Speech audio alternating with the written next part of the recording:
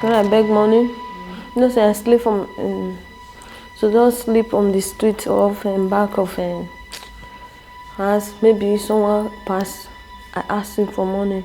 But please, you help me for my food. Be assist me, give me a little things. Still left. That's why I used to sustain till 2 years before Madam Faith. Madam Faith, come on. Say you want to help me.